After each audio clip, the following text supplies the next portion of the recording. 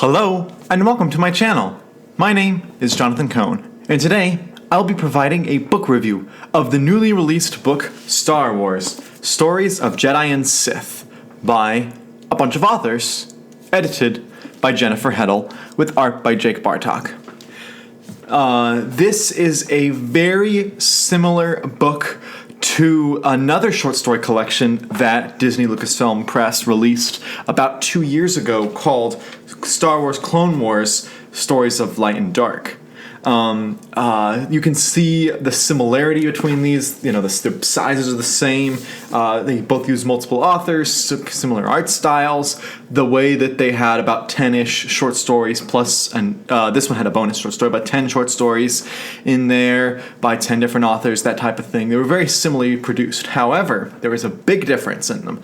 This book that was released back then in 2020 was just novelizations of Clone Wars episodes, which was fine. Clone Wars is a great show, I love it, and they did a great job novelizing.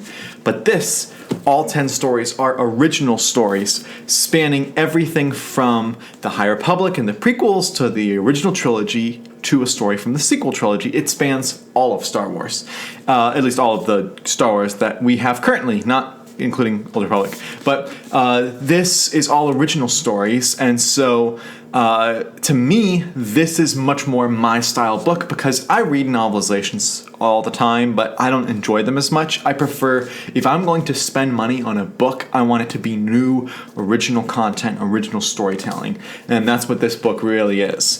Novelizations, here and there I'm okay with, but this one's an original story, and it's a bunch of original stories, and it's really fun. So I'll start at the beginning by saying that overall, I really like this book. Basically, I have 4 categories. There are 4 stories in here that I absolutely loved. There are 4 stories in here that I thought were really, really, really good. They just didn't make it all the way to the top for me. There was 1 story in here that I thought was, it's not good. It's fine. And then there was 1 story that I thought was bad, and I'll get into those. But overall, I really, really, really enjoyed this book. I would give this a higher rating than the other book because this is original stories as opposed to novelizations. So I gave it a 9.0 out of 10 overall average, just to let you know. But let me go into some of the original stories and what stood out to me. By far, the best story in this collection is Delilah Dawson's story about Ventress called Worthless. This was the perfect story in this book. Delilah Dawson gets how to write Ventress. You know, some authors are just naturally inclined to write characters that work really well for them. For instance, I think that Claudia Gray just gets Qui-Gon on a level that no other modern writer really does. So I think that she just gets Qui-Gon. I think that some other authors, like of course Timothy Zahn gets Thrawn, but that's an original creation. And I'll say that Claudia Gray also really gets Leia. Well, I'll say that Delilah Dawson absolutely nails Ventress. She makes me want a whole Ventress novel because the tone, the kind of dripping annoyance that Ventress has with everyone, the confliction of light versus dark within Ventress, yet still the dark prevailing most of the time, really works well. The sass that Ventress has. And then Delilah Dawson has this writing ability that really comes out in her novel about Phasma that really shows just her excellent sense of writing death and writing pain and things like that. And this short story really delves into that. Basically, Ventress is trapped in this maze with a clone trooper. And she is injured, and the clone trooper is injured, and neither one of them can get out of this maze on their own, so they realize they have to work together. And it's just beautifully written, a great exploration of her character. The clone is really examined well, and it's just a perfect story. I gave that one a 10 out of 10 as a story. I absolutely loved that story. So that was the true highlight of the book for me. But there were 3 other stories that were really, really close to reaching that level. One of the stories was the first story in the book, What a Jedi Made. Mistakes by Michael Kogi. Michael Kogi will be familiar to a lot of longtime Star Wars readers because he did what some people call the hat trick of writing the junior novelizations for The Force Awakens, The Last Jedi, and The Rise of Skywalker. He's contributed to a lot of Star Wars projects, and he wrote the first short story, which is about Yoda, but it's not actually about Yoda. It's about this basically street urchin on Coruscant who is basically he wishes he could become a Jedi because becoming a Jedi would mean getting out of the streets of Coruscant. And he tries to con his way into the temple, and the Jedi who he's kind of dealing with in this is Yoda. And it's a quite entertaining story, and it really has some heart in Star Wars. And it's one of the few stories that you really tell the morals, the themes, the questions. Like, this works well for kids, but also really works well for adults. And so that story I gave a 9.5. Then there's also another story in here by Sarwat Chadha, and I'm sorry if I'm pronouncing your name wrong, called Eye of the Beholder. This was a story about Obi-Wan and Anakin basically going to rescue some little kids on a planet. And I thought that story was just a beautiful story. I thought that they explore the morality of the Jedi, they explore the morality of the Republic, the mythos behind the Jedi, and also just some of the great world building that makes Star Wars so great is in this short story. And it's a short story, and you get world building, so it's really good. And then another short story that I really liked was The Ghosts of Maul by Michael Moresi. I was impressed by this book that this short story doesn't necessarily add that much to Maul's storyline, but it shows that Michael Moresi gets the character of Maul really well. He understands the character in order to write a short story, and this almost served to me as like an audition for him to get to write a full novel like a lot of these did, and I thought this one worked really well. There's some weird mystical stuff in this book, as oftentimes there is with Maul, and I really enjoyed it. So those are what I thought were the best of the stories in here. And then you had some very good stories in here. There is a story by Karen Strong about Barriss Offee. That story was very entertaining. It didn't have all the heart, and it felt less like a original standalone story and more like a prologue to the events of one of the Clone Wars episodes, which I like adding context to Clone Wars episodes. That's great, and I actually wish more books would do that, but it felt less of its own original story and more like you had to have seen that episode in order to understand the stakes of this short story.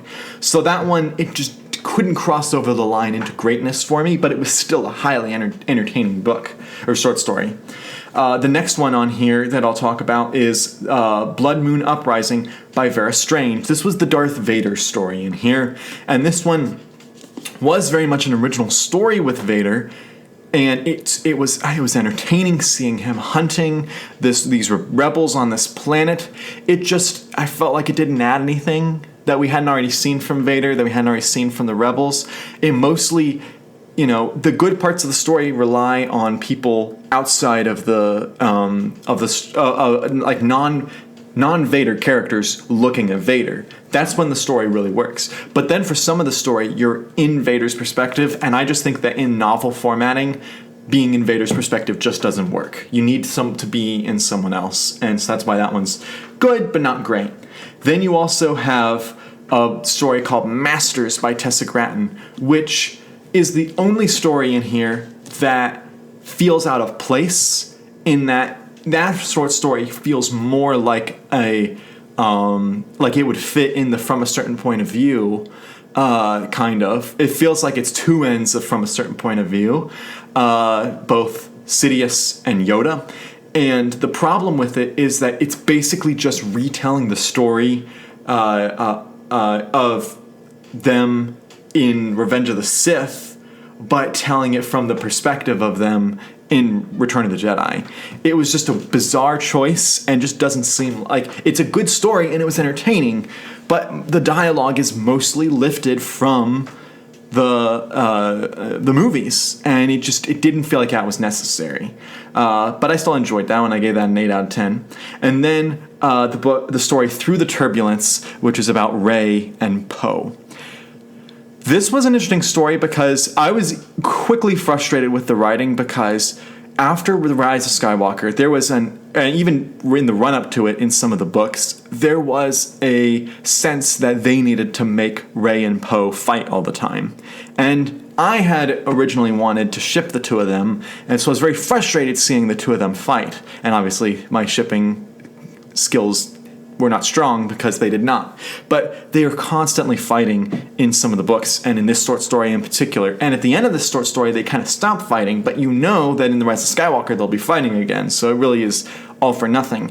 And the story that is told is actually quite fun. It gives me the fun vibes that I had in Rise of Skywalker, but and it had some good heart between them, but it didn't feel worth it because I knew what was happening next, and it felt negated, essentially. So that story was great, but not amazing. And so that gets through all of the kind of good stories in here. So now I will get to what I consider to be the meh storyline, which was Resolve by Alex Segura. This one features Qui-Gon. This short story, as a story, worked, which is why I gave it a positive rating technically. But the problem is, sometimes authors get characters, like Dawson gets Ventress. In my opinion, Alex Segura does not get how to write Qui-Gon at all. His writing of Qui-Gon feels so weird. It feels so brush and very rough, and it feels like he's trying to turn Qui-Gon into something he isn't. It feels like this book represents Qui-Gon's bad day, but it unfolds over like a couple of days. It just makes me not enjoy reading about Qui-Gon, and I feel like if Claudia Gray had had this same story, she would have written Qui-Gon better in here, or even someone like Jude Watson would have done better. But I just thought Alex Segura just didn't nail the character. He just didn't get the character right here. And then there's one story that was Luke on the Bright Side by Sam Maggs, and I thought the story, it was the shortest story in the collection. It felt the most unnecessary. It was boring. Narratively, nothing happened in the story. You don't really feel even the characters have achieved anything at the end of the story, and Luke feels out of place in the story, and the character he's playing against just doesn't work naturally well with him. And so just nothing about that short story worked at all, and it was very frustrating to read that story. And so it was the one story in here that I thought was bad. But, as you can see, overall, I highly enjoyed this book, particularly, I'm telling you, the Ventress storyline and some of the other top ones will make this book worth it, and it just adds a lot in some of those to the world building and to your understanding of the Jedi and the Sith.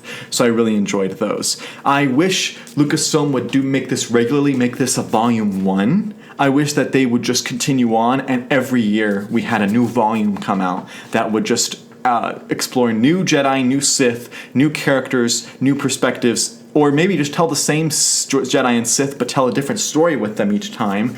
Maybe build up a repertoire of stories. But I really enjoy this, so I really loved this book overall. There were a few stories I didn't like, but overall I really loved it.